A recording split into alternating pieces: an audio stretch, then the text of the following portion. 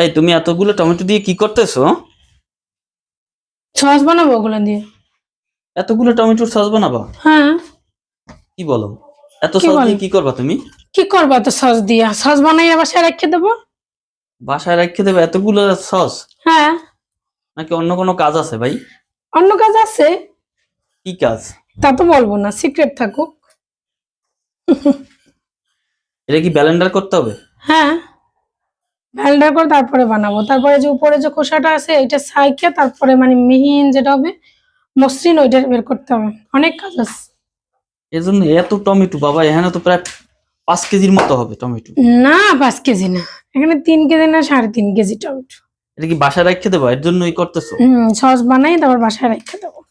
তো সবাই তো আগে সেদ্ধ করে তারপরে ব্লেন্ডার করে, আর আমি ব্লেন্ডার করে তারপরে সেদ্ধতে দেবো, মানে পুরো প্রসেসিং এ দেবো।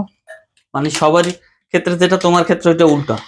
ওটা না, জাস্ট আমি একটু সহজে করার চেষ্টা করি। যে জিনিসটা দেখা যায় যে অনেক ঘুরেই পেছাই করতে হয়, ওই জিনিসটা সহজেই করা যায়। আমার কাছে যেটা মনে হয়, এক একজনের আইডিয়া এক এক রকম, আমার কাছে এরকম। মানে তুমি যেটা করতে চাইতেছো এটা সহজ পদ্ধতি, আমার কাছে মনে হয়। আর সবাই যেটা করতেছে এটা মানে না, ওটা আমার কথা যে সবকিছু করে তারপরে ব্লেন্ডার করে ছেঁকা, আর ব্লেন্ডার করে তারপরে সবকিছু মিশিয়ে ছেঁকা তো একই কথা। ওই আর ওইটা গরম থাকে, ওইটা ঠান্ডা করতে হয়, এই করতে এই করতে বহুত ঝামেলা না। বুঝছি বুঝছি, মানে শর্টকাটে যাইতেছো। হ্যাঁ, তুমি একটু শর্টকাটে যাইতেছো। ওটা শর্টকাট, আমার কাছে সবকিছুই শর্টকাট, ইজি ইজি। হ্যাঁ, ব্লেন্ডার হইতেছে। এই যে,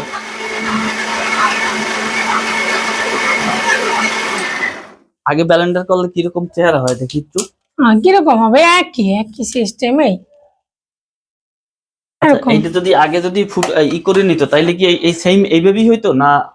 এইভাবেই তো হয়তো, মানে ঘন হইতো একটু। এখন এইটারই আমি তো ঘন বানাবো না। মানে ঘন তুমি এখন জাল দিয়ে তুমি এটা ঘন বানাবো, হ্যাঁ তাই তো? হ্যাঁ, এই ঘন অলরেডি হয়েছে, এই যে।